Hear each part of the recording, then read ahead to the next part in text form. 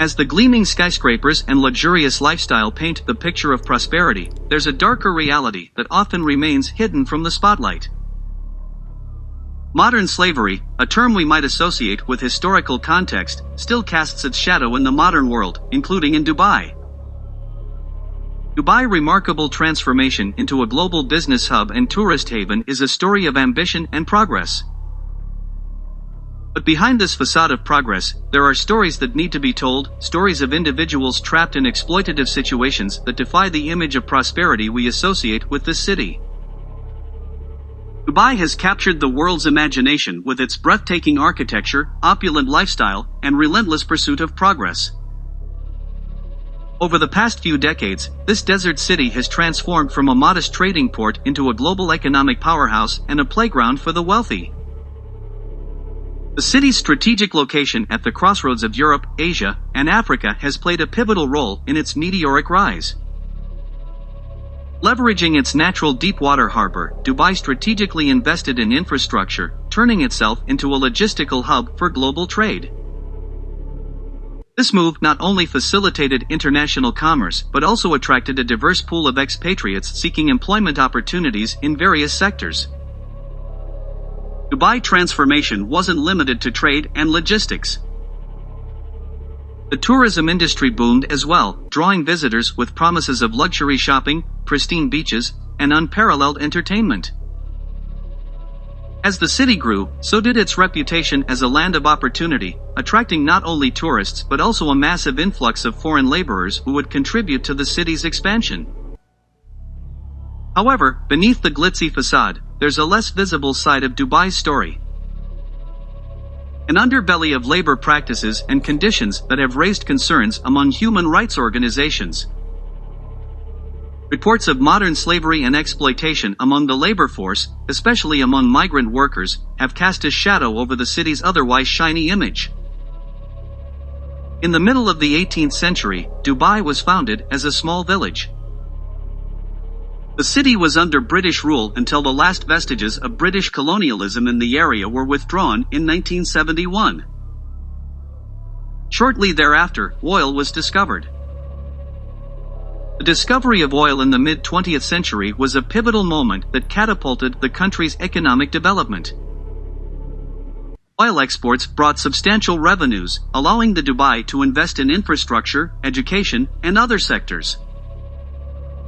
Dubai has invested heavily in developing world-class tourism infrastructure, including luxury hotels, entertainment venues, and cultural attractions.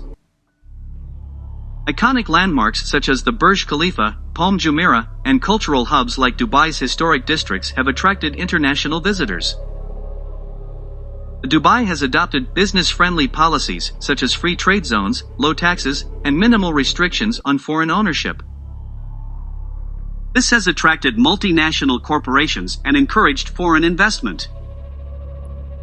This growth led to a surge in infrastructure and construction projects, tourism, and other industries that required a significant labor force.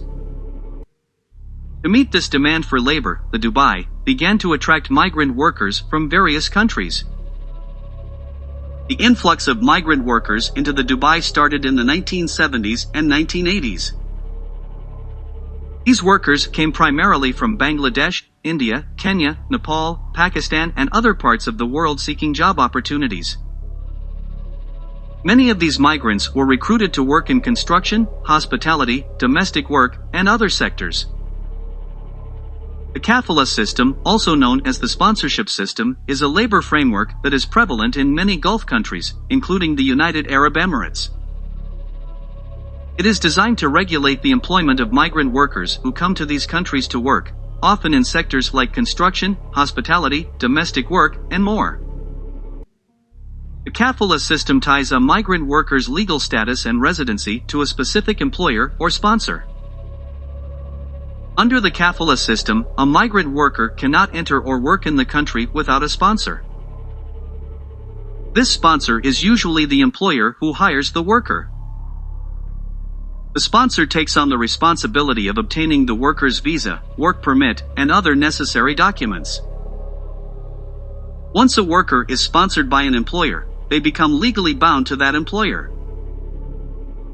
This means they cannot change jobs or leave the country without the explicit permission from their sponsor.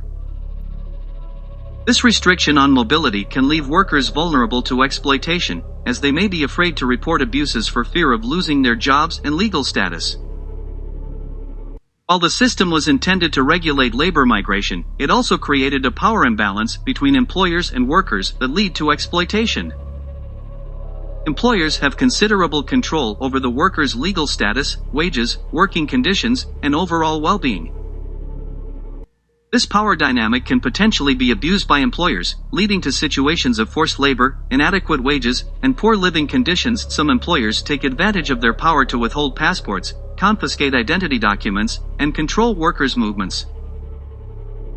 This creates a situation where workers are entirely dependent on their sponsors and are effectively trapped. Migrant workers are often dependent on their sponsors for various aspects of their life in the host country, including housing, healthcare, and legal representation. This dependency can make workers more susceptible to exploitation and abuse. Some versions of the kafala system require workers to obtain an exit permit from their sponsor in order to leave the country. This can lead to situations where workers are effectively trapped in the host country against their will, unable to return to their home countries even in cases of emergencies or personal reasons. Deceptive recruitment practices, where workers are promised lucrative positions and fair treatment only to find themselves in different circumstances upon arrival, are unfortunately not uncommon. This misrepresentation can leave workers trapped in situations they did not agree to. Migrant workers often pay recruitment fees and other costs to secure employment in the Dubai. These fees can be exorbitant, and workers who borrow money to pay them may find themselves in situations of debt bondage.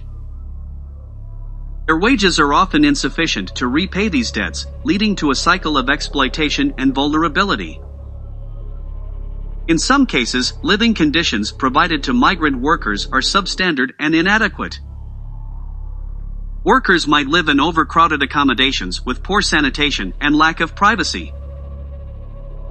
These conditions contribute to an environment that can be conducive to exploitative practices. Sonepur is an area located in the southeastern part of Dubai and is known for being an industrial and labor accommodation area. Sonepur has gained attention due to its association with the living conditions of migrant workers in the Dubai. Sonepur primarily serves as an area where many low-skilled and migrant workers live. These workers come to Dubai seeking employment opportunities. Reports have highlighted the poor living conditions in Sonepur. Migrant workers often live in cramped and overcrowded accommodations, with basic amenities sometimes lacking. These conditions have raised concerns about the welfare and rights of the workers residing there. Migrant workers often come from diverse cultural and linguistic backgrounds, making it challenging for them to understand their rights and communicate grievances. This isolation can make them less likely to report abuses and seek help. Even when workers are aware of their rights, the kafala system can make it difficult for them to seek legal recourse. Fear of retaliation, job loss, and deportation often discourages workers from pursuing complaints against their employers. As we come to the end of this video, it's clear that the issue is not just a distant problem but a complex reality that affects real lives. Modern slavery is a deep-rooted issue that demands sustained efforts. It requires a collective movement, fueled by compassion, awareness, and a shared commitment to upholding the rights and dignity of every individual.